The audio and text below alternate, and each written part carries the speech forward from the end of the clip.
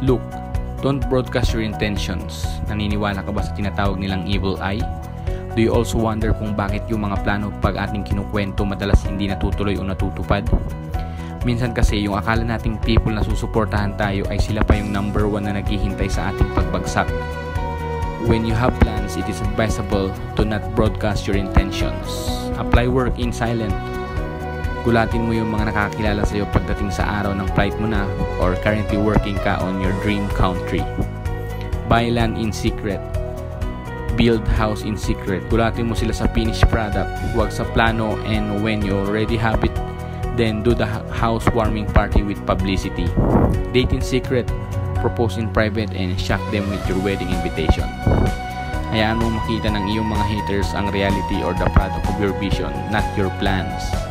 Dahil sa larong chess, you don't speak, you just act. The only time that you ever speak when you playing chess is to say checkmate. Kaya ikaw, hayaan mo silang maguluhan kung ano ang susunod mong hakbang. Act quietly, keep achieving dahil at the end of the line, your achievements are your checkmates. Palaging tandaan that haters gonna hate, followers will follow, but your success will always be your own success.